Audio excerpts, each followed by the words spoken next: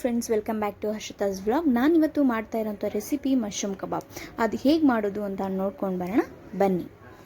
ಮೊದಲಿಗೆ ಅರ್ಧ kg ಆಗೋಷ್ಟು ಮಶ್ರೂಮ್, 3/4 ಕಪ್ಪು ಮೊಸರು, 4 ಸ್ಪೂನು ಕಾರ್ನ್ಫ್ಲೋರ್, 1 ಟೇಬಲ್ ಸ್ಪೂನ್ ಅಕ್ಕಿ ಹಿಟ್ಟು, 1 ಟೇಬಲ್ ಸ್ಪೂನ್ ಕಡಲೆ ಹಿಟ್ಟು, 1 ಟೇಬಲ್ ಸ್ಪೂನ್ ಮೈದಾ ಹಿಟ್ಟು, ರುಚಿಗೆ ತಕ್ಕಷ್ಟು ಉಪ್ಪು, 1 ಹಿಡಿ ಕರಿಬೇವು, 4 ಬೆಳ್ಳುಳ್ಳಿ, 5ರಿಂದ 6 ಹಸಿಮೆಣಸಿನ್ಕಾಯಿ, ಸ್ವಲ್ಪ ಪುದೀನ, ಅರ್ಧ ಹೋಳು ನಿಂಬೆಹಣ್ಣು, 1 ಇಂಚಷ್ಟು ಶುಂಠಿ, 3 ಚಕ್ಕೆ, 4-5 ಲವಂಗ. ಕರಿಬೇವು, ಶುಂಠಿ, ಪುದೀನ, ಚಕ್ಕೆ, ಲವಂಗ, ಬೆಳ್ಳುಳ್ಳಿ ಇದನ್ನು ಹಾಕ್ಕೊಂಡು ರುಬ್ಕೋಬೇಕು.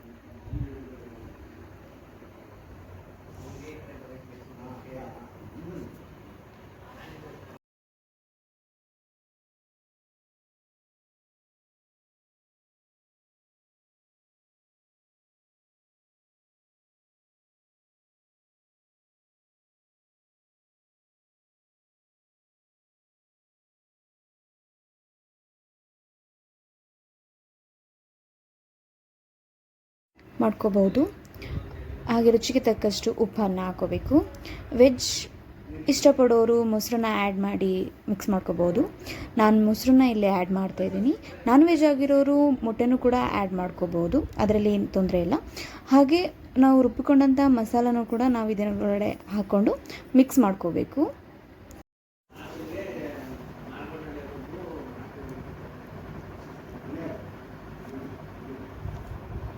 ಈ ಕನ್ಸಿಸ್ಟೆನ್ಸಿ ಬಂದಿದ್ರೆ ಸಾಕು. ಹಾಗೆ ಮಶ್ರೂಮ್ ಮತ್ತು ಮಸಾಲೆನ ಸಪ್ರೇಟಾಗಿ ಎತ್ಕೊಂಡು ನಾವು ಮಿಕ್ಸ್ ಮಾಡಿಕೊಂಡು ಎಷ್ಟು ಬೇಕೋ ಅಷ್ಟನ್ನ ಮಿಕ್ಸ್ ಮಾಡಿ ನಾವು ಎಣ್ಣೆಗೆ ಹಾಕೋಬೇಕು. ಮತ್ತು ಇದನ್ನು ಕಲಿಸ್ಬಿಟ್ಟು ಮ್ಯಾರಿನೇಟ್ ಆಗೋದಕ್ಕೆಲ್ಲ ಬಿಡಬೇಡಿ, ಯಾಕಂದರೆ ಅದು ನೀರು ಬಿಟ್ಕೊಂಡ್ಬಿಡುತ್ತೆ. ಹಾಗೆ ಒಂದು ಬಾಣಲಿಯಲ್ಲಿ ಎಣ್ಣೆನ ಕಾಯೋದಕ್ಕೆ ಇಟ್ಕೊಳ್ಳೋಣ. ಅದಕ್ಕಾದ ನಂತರ ಮಶ್ರೂಮ್ನ ಒಂದೊಂದೇ ಹಾಗೆ ಎಣ್ಣೆ ಒಳಗಡೆ ಹಾಕೋಬೇಕು. ಹಾಗೆ ನಾನ್ ವೆಜ್ ಇಷ್ಟಪಡ್ದಿರೋರಿಗೆ ವೆಜ್ಜಲ್ಲಿ ಮಶ್ರೂಮ್ ಅನ್ನೋದು ನಾನ್ ವೆಜ್ಗಿನ್ನ ಒಂದು ಸ್ಪೆಷಲಾಗಿ ಟೇಸ್ಟ್ನ ಕೊಡುತ್ತೆ. ಪರ್ಸ್ನಲಿ ನನಗಂತೂ ತುಂಬಾ ಇಷ್ಟ. ಅದರಲ್ಲೂ ಶ್ರಾವಣ ಮಾಸ ಹಾಗೂ ಕಾರ್ತಿಕ ಮಾಸದಲ್ಲಿ ನಾವು ನಾನ್ ವೆಜ್ ತಿಂದೇ ಇರೋದ್ರಿಂದ ಆ ಸಮಯದಲ್ಲಿ ಇದನ್ನು ಮಾಡಿಕೊಂಡ್ರಂತೂ ಒಂದು ಒಳ್ಳೆ ರುಚಿಯನ್ನು ಕೊಡುತ್ತೆ.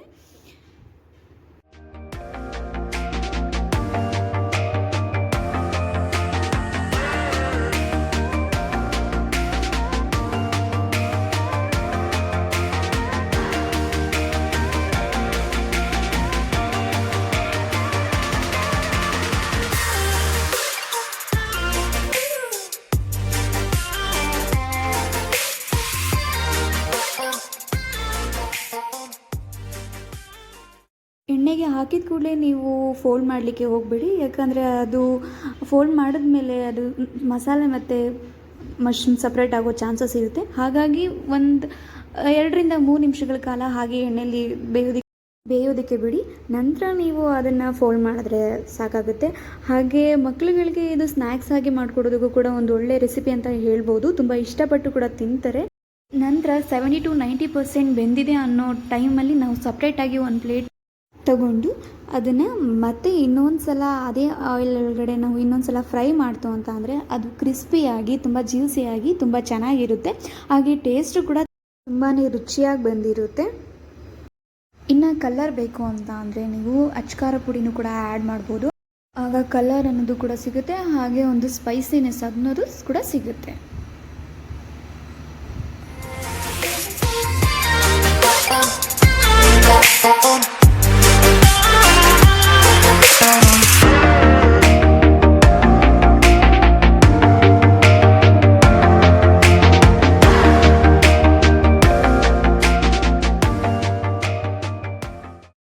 ಇನ್ನು ಕೊನೆಯದಾಗಿ ಸ್ವಲ್ಪ ಕರಿಬೇವನ್ನ ಎಣ್ಣೆ ಒಳಗಡೆ ಆ್ಯಡ್ ಮಾಡಿಕೊಂಡು ಸ್ವಲ್ಪ ಹೊತ್ತು ಫ್ರೈ ಮಾಡಿ ಅದನ್ನು ಪ್ಲೇಟಿಗೆ ಸರ್ವ್ ಮಾಡ್ತು ಅಂತ ಅಂದರೆ ಮಶ್ರೂಮ್ ಕಬಾಬ್ ರೆಡಿ ಆಗುತ್ತೆ. ಇದನ್ನು ಟೊಮೆಟೊ ಕೆಚಪ್ ಜೊತೆ ಹಾಕ್ಕೊಂಡು ತಿಂತಾ ಇದ್ದರೆ ಅದರ ರುಚಿನೇ ಬೇರೆ.